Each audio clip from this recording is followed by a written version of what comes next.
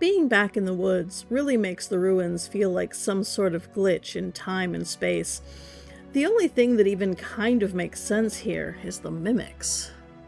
Speaking of, you notice the monstrously large mimic consuming what looks like the back half of a deer. The sound of bones crunching as it chews echoes inside its own cavernous body. After it finishes its meal, it turns its attention to you. Ah, traveler! How wonderful to see you! I was just thinking of the silliest part of the chaos story. Yes, even sillier than the cookies. This is part 4 of the Chaos Larp story. The link for part 3 is in the description. Last time, I told you that the Chaos Stone had ended up in the hands of the Guru. They had no idea what the stone was, but they knew that if Whippoorwill had it, then it couldn't be good. But of course, the Greater Bane wanted it back, so she gathered a handful of cunning Banes and sent them into the town to retrieve the missing MacGuffin. On the back end, I told the NPCs that once they got into game space, they were supposed to go from smart and cunning to laughably dumb. The group spent the better part of an hour talking out the cunning plans that the spirits were going to use so that they could subvert them in-game. To this day, the story of their antics makes me laugh so hard that it's difficult for me to recount. Once inside the town, they went about executing their plans by loudly skulking around.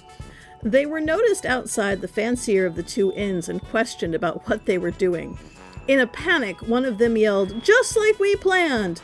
And everyone in the group did the first silly thing that came to their mind.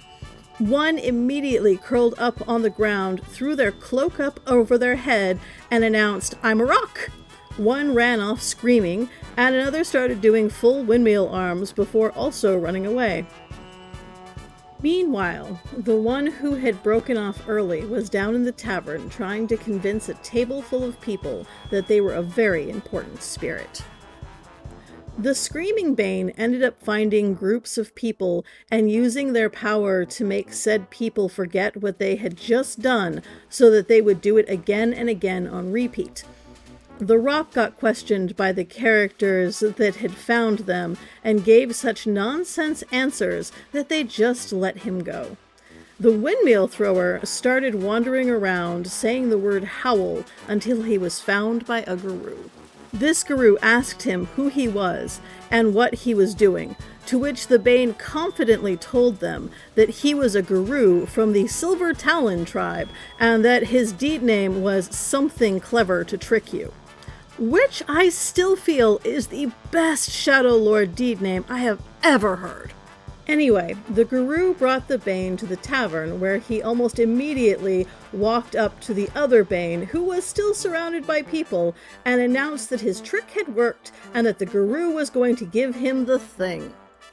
The other Bane slowly turned his head to look at him. The NPC in question had the uncanny ability to move in ways that looked unnatural, and in a voice that can only be described as the toon voice of Judge Doom from Who Framed Roger Rabbit, stated, "Shut up, I'm working here."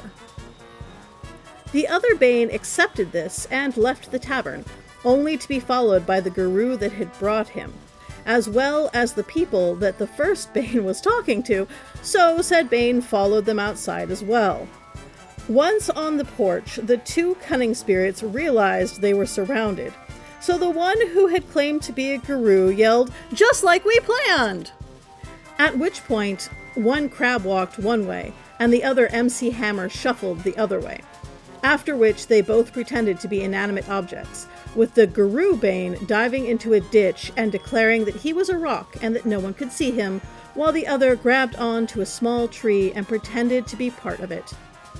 The rock met his end there, but no one attacked the tree. So after a few minutes, he returned to the tavern and declared that he was the totem spirit unicorn. The people in the tavern were of course skeptical and asked him for proof, to which he pulled the clawboffer off his hip, put the pummel against his forehead, and stated, with a straight face, "I am Unicorn, and this is my unihorn." My guess is that the players were just too baffled to react to him, as that was the only one of the Banes that wasn't killed. They failed to get the stone, but at least they were memorable. I was really lucky when I was running stories for that LARP, because I had amazing NPCs and fellow STs that helped me create great moments. Make sure to follow so you don't miss part 5 of this story, and so you can continue on your journey.